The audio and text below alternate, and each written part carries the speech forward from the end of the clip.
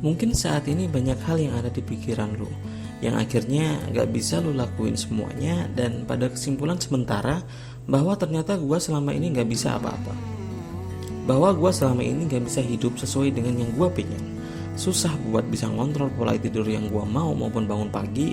Susah buat bisa selesaiin tugas kampus sebelum bener-bener kehabisan waktu. Dan gak percaya pada kemampuan diri lu, dan merasa kalau orang lain lebih baik dari diri lu. Kayak gak pede aja sama jawaban sendiri, yang akhirnya suka ngerubah dan menyesuaikan sesuai dengan jawaban orang lain. Jika kondisi kalian seperti ini dan saat ini masih kalian lakukan, maka segeralah untuk rubah pola pikir kalian ini. Karena jika diterusin, hal seperti ini bisa berbahaya banget buat perkembangan psikologis yang ada pada diri lo sendiri. Karena semakin lo ngerasa gak percaya diri pada kemampuan yang lo punya, dan tahu gak, hal itu udah jadi modal yang gede banget buat lo bilang, udah emang gue gak bisa ngelakuin yang beginian. Alias lo jadi gampang banget buat menyerah pada berbagai situasi. Bahkan mungkin pada situasi yang krusial sekalipun, yang mungkin jika bisa lo selesain, bisa jadi ngerubah hidup lo buat jadi lebih baik. Layaknya sebuah skripsi yang udah jadi, tentu selalu ada perjuangan di balik itu semua. Perjuangan yang dilakuin juga gak main-main. Dan perjuangan ini gak akan berhasil jika mereka yang menulis skripsi gak percaya pada kemampuannya sendiri untuk mampu nyelesain skripsi ini. Yakin deh akan hal itu.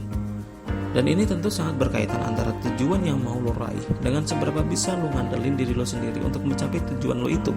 Jika prioritas kalian saat ini adalah buat nyelesain tugas akhir atau skripsi lo, maka sudah pada tingkat apa kalian bisa percaya pada kemampuan yang lo punya saat ini untuk bisa nyelesain skripsi ini? Coba kalian tanyakan pada diri kalian sendiri. Kembali pada pertanyaan sebelumnya, mengenai seberapa lo bisa ngandelin kemampuan diri lo sendiri buat bisa nyelesain tugas akhir ataupun skripsi ini. Jika di antara kalian bisa menjawab pertanyaan ini dengan penuh keyakinan disertai dengan tindakan yang sesuai, gue yakin saat ini lo udah ada di jalan yang tepat buat bisa dapetin apa yang lo pengen. Tapi jika ada di antara kalian yang masih ragu dengan jawabannya, atau masih belum bisa jawab karena terlalu banyak mempertanyakan kualitas diri kalian sendiri, yuk kita mulai lakukan beberapa hal yang mungkin bisa membuat diri kita menjadi lebih mempercayai apa yang sebenarnya bisa kita lakuin kalau kita fokus terhadap hal tersebut. Hal-hal yang bisa lo lakuin buat bisa percaya pada kemampuan yang lo punya bisa dimulai dari pertama, melihat pencapaian apa yang udah lo dapetin selama ini. Pencapaian itu bisa dari lo dapetin nilai A pada mata kuliah tertentu, atau bisa juga pencapaian bahwa lo udah bisa bersaing dengan orang lain untuk bisa masuk di kampus tempat belajar lo saat ini. Apalagi pencapaian kayak lo dapat beasiswa maupun piagam penghargaan yang lain, yang bisa menyadarkan bahwa pencapaian yang lo raih saat ini membuktikan kalau diri lo gak seburuk seperti apa yang udah lo bayangin.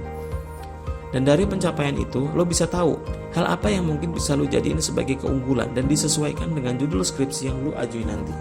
Kedua, hal berikutnya yang bisa lo lakuin adalah lo bisa belajar tidak hanya dari pengalaman yang lo alamin sendiri, tetapi bisa juga belajar dari pengalaman orang lain.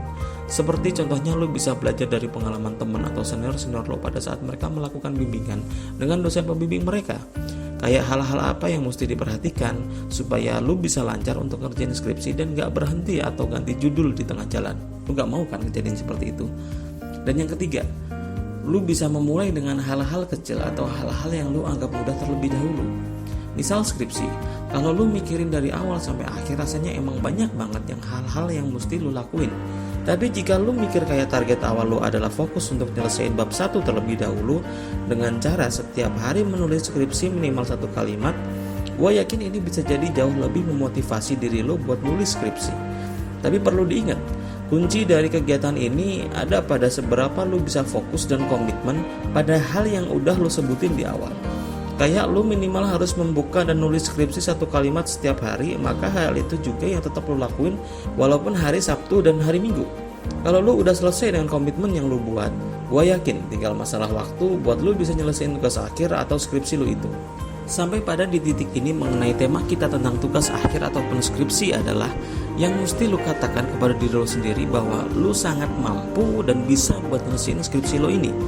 Lo mampu dan percaya kalau emang diri lo disiapkan untuk bisa ngelewatin rintangan apapun selagi lo menjadi orang yang gigih, kerja keras, dan bisa percaya sama kemampuan yang ada di dalam diri lo sendiri.